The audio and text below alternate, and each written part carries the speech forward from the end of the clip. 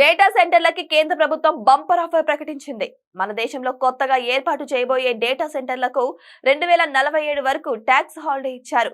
దేశంలో డిజిటల్ మౌలిక వసతులను అభివృద్ధి చేసేందుకు ఈ నిర్ణయం తీసుకున్నారు.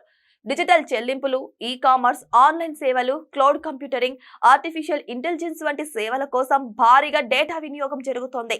ఈ సేవలు వాడుకునే వినియోగదారులకు సంబంధించిన డేటా స్టోరేజ్ అవసరాలు కూడా పెరుగుతున్నాయి. ఇందుకోసం గిగావాట్ సామర్థ్యం కలిగిన డేటా సెంటర్లు పదుల సంఖ్యలో ఏర్పాటు చేయాల్సి ఉంటుంది. మన దేశ పౌరుల డేటా మన దేశంలోనే ఉండాలని కేంద్ర ప్రభుత్వం చట్టం చేసింది. చట్టాలు చేసిన అంతర్జాతీయ టెక్నాలజీ కంపెనీలు ఇక్కడికి రావాలంటే ప్రోత్సాహకాలు ఇవ్వక తప్పదు. అందుకే కేంద్ర ప్రభుత్వం డేటా సెంటర్లపై ట్యాక్స్ హాలిడే ప్రకటించింది.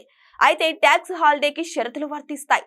విదేశీ కంపెనీలు ఏర్పాటు చేసే డేటా సెంటర్ల సేవలను స్థానిక సంస్థలు రీసెల్ చేసుకునే అవకాశం ఇవ్వాలి.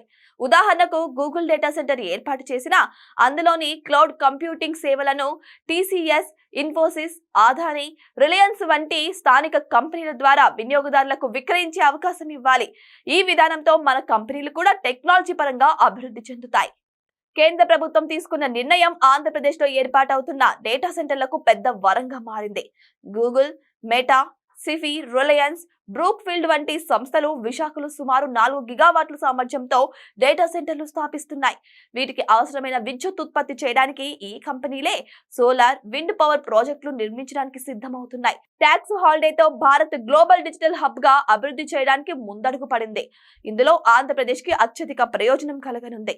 రాష్ట్రంలో డిజిటల్ ఎకోసిస్టమ్ అభివృద్ధి చెందితే తద్వారా లక్షల మంది ఉద్యోగాలు, ఉపాధి అవకాశాలు లభిస్తాయి.